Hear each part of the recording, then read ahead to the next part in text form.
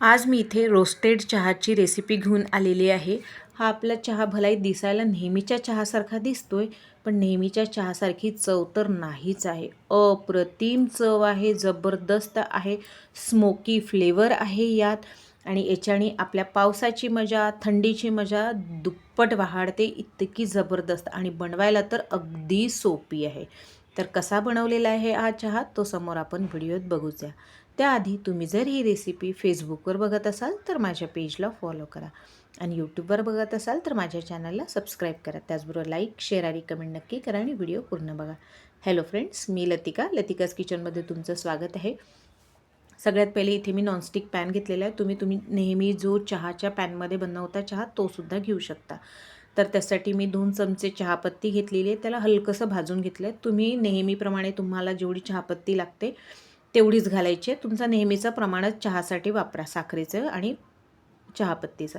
त्यानंतर इथे 3 चमचे साखर घातली आहे, त्यालाही थोडंसं परतून घेतलं आणि याला कॅरमलाइज होऊ द्यायचं, असं सोडून द्यायचं। पाणी न घालता साखर कॅरमलाइज व्हायला सुरुवात होते, म्हणजे जो स्मोकी फ्लेवर येतो तेही मसाले, साखर, चहापत्ती आणि चहाचा मसाला भाजल्यानंतरच त्या चहाला हा खूप छान फ्लेवर येतो। आणि समोरसुद्धा काय करायचं आहे ते सुद्धा मी समोर तुम्हाला सांगतेच आहे। तर आता इथे चहाचा मसाला घालते। या चहाच्या मसाल्याची रेसिपी मी एंड स्क्रीनला दिलेली आहे, त्याचबरोबर वॉलकॅनो चहाची रेसिपीसुद्धा मी एंड स्क्रीनला दिलेली आहे। त्याचबरोबर माझ्या चॅनलवर वेगवेगळ्या आणि नवनवीन रेसिपीज आहे, एंड स्क्रीनला सुद्धा मी दिलेल्या आहेत आणि आय बटनला सुद्धा दिलेल्या आहेत। तर नक्की व्हिजिट करा आणि तुम्हाला कुठली रेसिपी आवडली ते मला नक्की कळवा। आणि हो, आजची जर रेसिपी थोडी जरी आवडली असेल ना तर एक लाईक नक्की करा आणि तुम्ही ही रेसिपी कुठल्या शहरातनं बघताय ते सुद्धा मला नक्की कळवा, कारण की मला आवडेल की माझी रेसिपी कुठल्या शहरांपर्यंत पोहोचली आहे हे माहिती करायला। तर आता इथे मस्त चहापत्ती, साखर आणि मसाला छान भाजून झालेला आहे। त्यानंतर इथे मी 1.5 कप दूध घातलेलं आहे, फुल फॅट मिल्क आहे, तुम्ही रेग्युलर दूधसुद्धा वापरू शकता।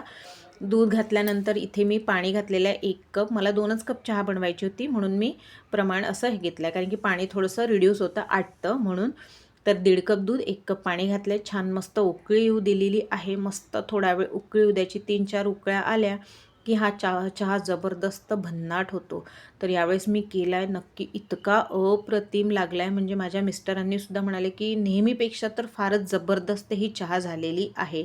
तर बघा मस्त उकळली, गाळून घेतली आणि मस्त याची मजा घेतली। तर यावेळी नक्की करा आणि मला नक्की कळवा की तुम्हाला ही चहा कशी आवडली, कशी वाटली आणि मित्रांसोबतसुद्धा शेअर करा आणि फॅमिलीसोबतसुद्धा शेअर करा। तर भेटूया पुढच्या रेसिपीत, तोपर्यंत बाय।